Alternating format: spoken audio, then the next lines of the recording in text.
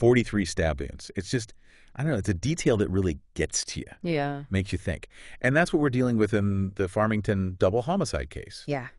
Two women, Christine Sullivan and Jenna Peligrini, found murdered in their home, January 2017. Right. So we're going to try to unpack this whole story.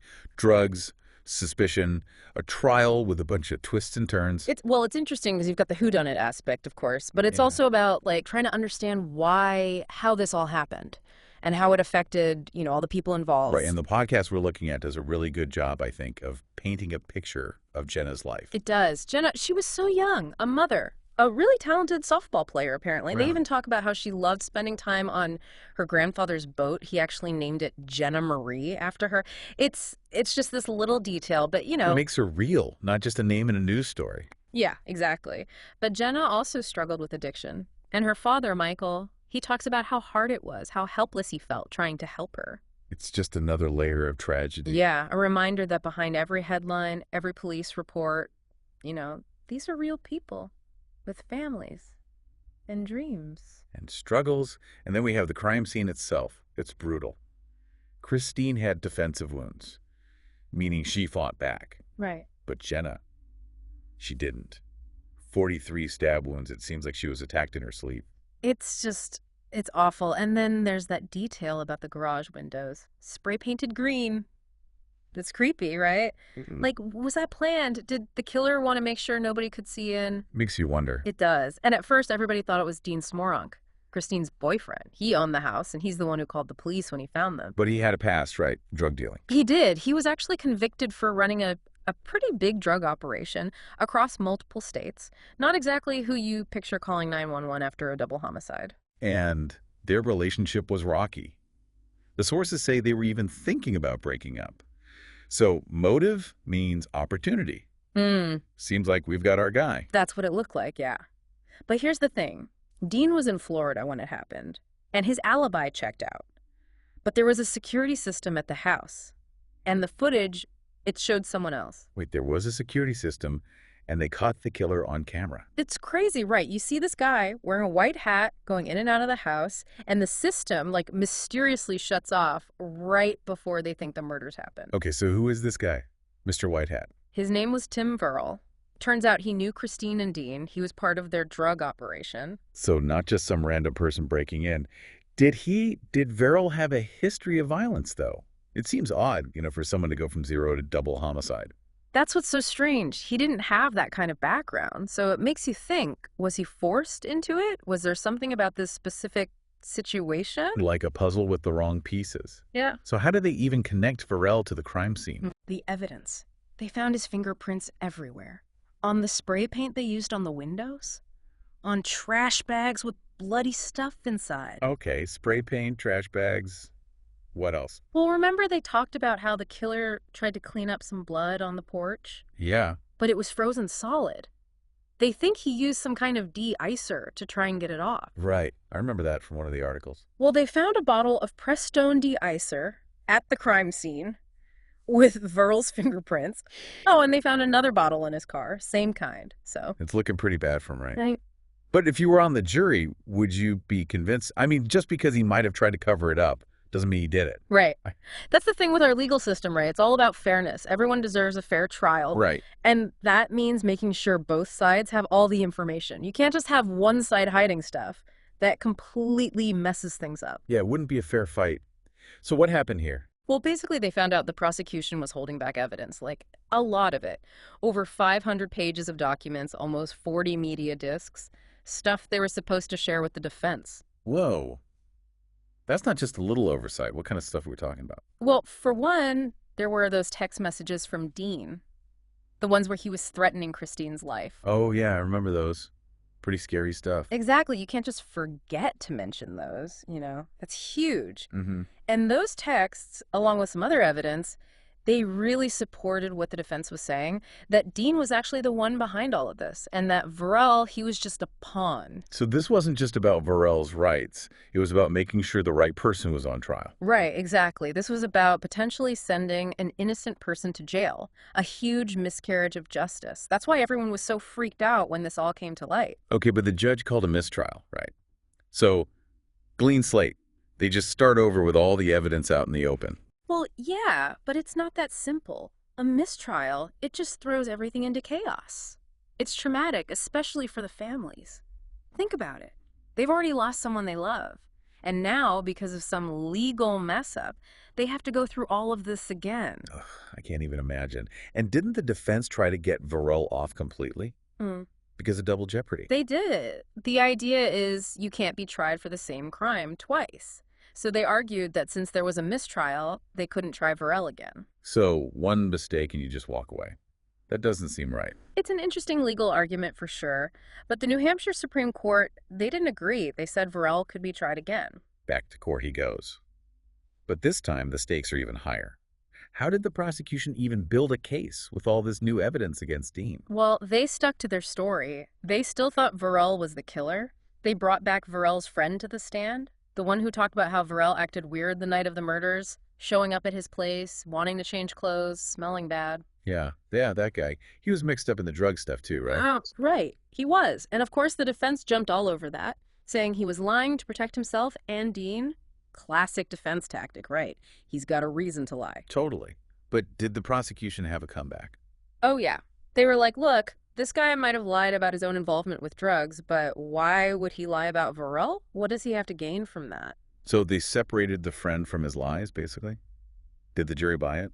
Well, enough to convict Varel, but only for second-degree murder, not first-degree. So they didn't think it was premeditated. But what about all that stuff? The spray paint, the security system? That sounds planned to me. Yeah, it's tough to square those two things, but in court, it's all about reasonable doubt. Think about it like a puzzle where you're missing a few pieces. Even if you can mostly see the picture, those missing pieces create doubt. And that tiny bit of doubt can be enough to sway a jury. Right. But didn't Varel's own brother testify in the second trial? Oh, he did. And his testimony, that was a big one. He talked about how Varel tried to run when he found out the police were looking for him, even swapped his girlfriend's license plates with his roommate's plates, tried to disappear. Wow. Sounds pretty guilty, right? Like he knew he did something wrong and was trying to get away with it. That's exactly how it looks. They call it consciousness of guilt. It's not a confession, but it's powerful. So we've got the friend saying Varel was acting suspicious, the brother saying he tried to run, and all that physical evidence. Yeah, pretty incriminating. And even though the jury didn't go for first degree, they still found him guilty of murder. I think they realized it was a messy situation, but ultimately there was just too much pointing at Varel. And yet Jenna's father was still convinced Dean was involved. He couldn't let it go. He really believed that Varel was just a follower, easily influenced, especially when he was high. He thought Dean, with all his history of violence and controlling behavior, that Dean was the real mastermind. And, I mean, Dean definitely fits the profile. But how do you prove it? Exactly. They could never find anything directly connecting Dean to the scene. And there was just so much evidence against Varel. So the jury had to decide, who do they believe? It's like, do you trust the evidence or your gut? That's the question, isn't it? And I think in this case, the jury landed somewhere in the middle. They convicted Varel, but not on the most serious charge. Maybe they thought he was involved, but they also weren't totally sure he was the only one. So what does justice even mean in a case like this? Yeah. Is it enough to just punish the person who actually did it, even if they were being manipulated or high? Or should everyone who played a part be held accountable, even if they weren't there? Tough questions. And that's why these cases are so fascinating, you know? They make you think about all these complicated issues and realize that sometimes justice isn't so black and white. It's more than just the verdict.